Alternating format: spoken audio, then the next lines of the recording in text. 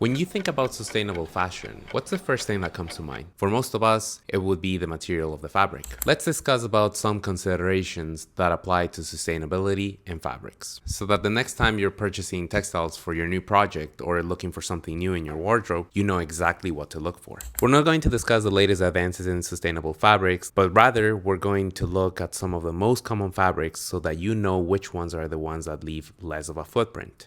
Among natural fabrics, we have cotton from the cotton plant, linen from the flax plant, leather from the skin of some animals, silk, which comes from the silkworm, and so many more. In the case of synthetic fibers, we have the ones that come from oil, like polyester, nylon, acrylic, the list goes on.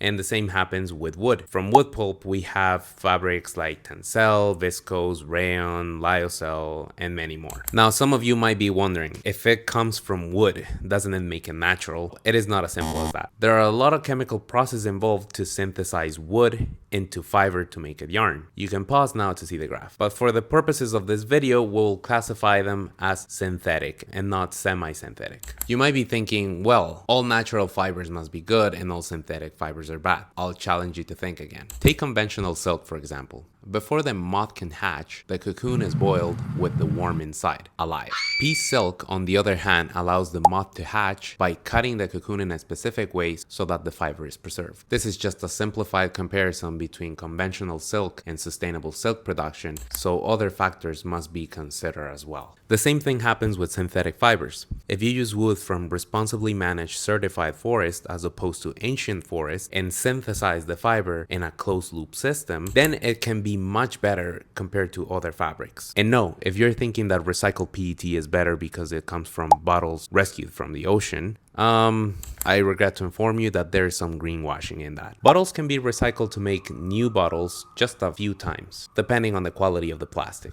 Also, every time you recycle, new plastic has to be added to try and maintain the quality of the outcome. It does not seem like we'll be stopping our consumption of goods in plastic containers anytime soon. So if we're not recycling bottles to make new ones and we are making textiles with those instead, where do you think that the new plastic required to make new bottles is coming from? Also, by using rPET or recycled polyester in textiles, and as common practice, blending it with other fibers like wool or cotton, it makes it harder to recycle. And recycling technologies for textile blends are not widely available yet, so